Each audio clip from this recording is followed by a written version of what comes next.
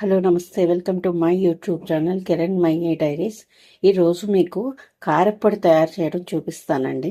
దీనికి కావలసిన పదార్థాలు కరివేపాకు, ధనియాలు, శనగపప్పు, మినప్పప్పు, ఎండుమిరపకాయలు, జీలకర్ర, చింతపండు, ఉప్పు కావాలండి. ఇవి చేసే పద్ధతి ఎలా ఉంటుందో చూపిస్తాను. ఇదండి కారప్పొడికండి. ఇది ముందు బాణీ పెట్టుకోవాలండి. బాణీ పెట్టుకొని స్టవ్ అంటించుకోవాలండి.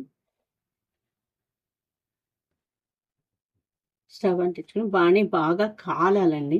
దీనికి ఒక 2 స్పూన్స్ నూనె ఉంటే చాలండి. ఎక్కువ నూనె వేసి వేయించుకోకూడదండి. ఎక్కువ నూనె వేసి వేయించుకున్నాం అంటే మనం ఆ కారపొడి ఎక్కువ రోజులు ఉంటే ఒక రకం స్మెల్ లా వస్తుందండి కారపొడి. అందుకని ఎక్కువ నూనె వేసుకోకూడదండి. ఓన్లీ శనగపప్పు వేగడానికి సరిపడా నూనె వేసుకోవాలండి. అందుకని ఒక 2 స్పూన్స్ వేసుకుంటే సరిపోతుందండి. ఒక 2 స్పూన్స్ అండి. ఒక 2 స్పూన్స్ వేసుకుంటే సరిపోతుంది. ఈ నూనె బాగా కాగాలండి. కొంచెం కాగిన తర్వాత ముందు శనగపప్పు వేయించుకోవాలండి. నూనె బాగా కాగిందండి. కాగిన తర్వాత కొంచెం శనగపప్పు ఒక 2-3 స్పూన్స్ వేసుకుంటే చాలండి. 2-3 స్పూన్స్ వేసుకుని కొంచెం దూరగా వేయించుకోవాలండి. ఇవి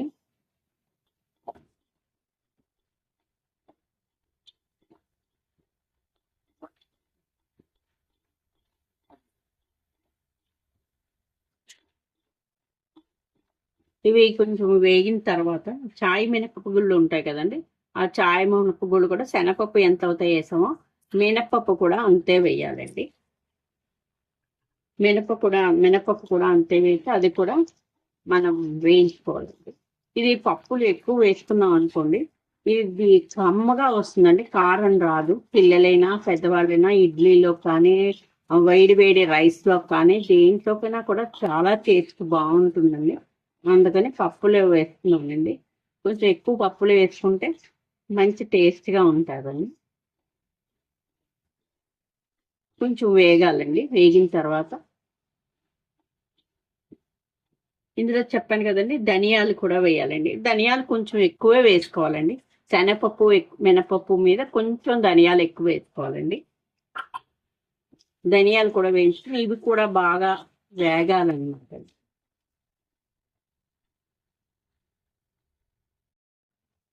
కొంచెం వేగిన తర్వాత ఒక 20-25 ఎండుమిరపకాయలు వేసుకోవాలండి. ఒక 20-25 ఎండుమిరపకాయలు వేసుకోవాలండి.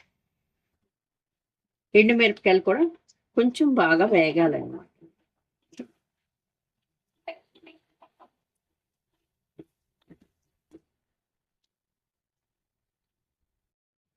కొంచెం ఎండుమిరపకాయలు కూడా వేసిన తర్వాత కొంచెం జీలకర్ర వేయాలండి. ఒక 1.5 స్పూన్ జీలకర్ర వేస్తే టేస్ట్ బాగుంటుందండి. 1.5 స్పూన్ జీలకర్ర వేయాలండి. జీలకర్ర వేసి కొంచెం అటు ఇటుగా తిప్పియాలండి. స్టవ్ కొంచెం మీడియంలోనే పెట్టుకోవాలండి. మాడిపోకుండా ఉంటాయి. కొంచెం మీడియంలో పెట్టుకోవాలి.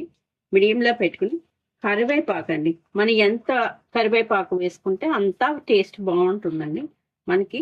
ఇది కూడా కొంచెం డ్రైగా ఆరపెట్టుకుని వేసుకోవాలండి. తడి మీద వేసుకోకూడదు. కొంచెం ఆరపెట్టుకుని వేసుకోవాలండి. ఇది కూడా కొంచెం అటు ఇటుగా తిప్పేయాలి.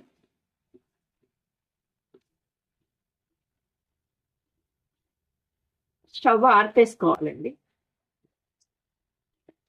ఇది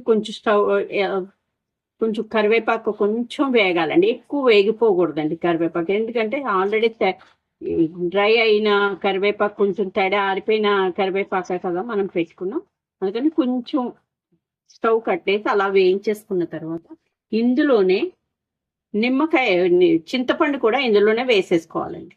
కొంచెం చింతపండు కూడా ఇందులో వేసుకుని ఒకసారి అటు ఇటుగా తిప్పేసుకోవాలండి. అటు ఇటు తిప్పేసుకోవాలి. ఇది బాగా చల్లారాలండి. చల్లారిన తర్వాత గ్రైండ్ చేసుకోవాలి. ఇందులో ఉప్పు అండి.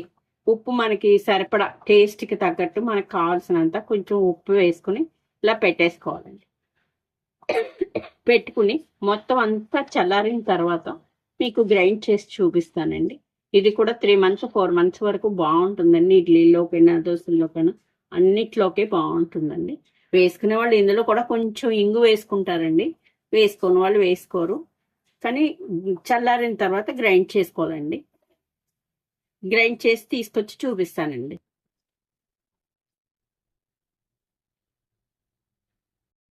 ఇది ఇలా వేయించుకున్నదంతా చల్లారిన తర్వాత ఇలా మిక్సీలో వేసుకోవాలండి. మిక్సీలో వేసుకుని గ్రైండ్ చేసుకోవాలి పౌడర్ లాగా. నేను మిక్సీ చేసి తీసుకొచ్చి మళ్ళీ చూపిస్తాను. ఇదిగోండి ఇలా మిక్సీలో మెత్తగా పౌడర్ లాగా చేసుకోవాలన్నమాట అండి. ఇలాగ మనం ఇది కొంచెం గోరువెచ్చగా ఉంటుంది. చల్లారిన తర్వాత మనం ఏదైనా కంటైనర్లో కానీ ఏదైనా డబ్బాలో వేసుకుని పెట్టుకుంటే మీకు 3 months వరకు గ్యారంటీ అండి. ఇందులో మనం కరివేపాకు ఎక్కువ వేసుకున్నాం కనుక మనకి పొట్టకి మంచిదండి, జుట్టు అది కూడా బాగా ఎదుగుతుందండి. కరివేపాకు వల్ల చాలా లాభాలు ఉంటాయండి. దాని మూలని ఇది కరివేపాకు పొడి, కారపొడి అన్నీ దీన్నే అంటారండి. ఒకసారి చేసుకుని టేస్ట్ చూడండి, మీకే తెలుస్తుంది. థ్యాంక్స్ ఫర్ వాచింగ్ అండి. వీడియో నచ్చితే లైక్ చేయండి, షేర్ చేయండి, సబ్స్క్రైబ్ చేయండి.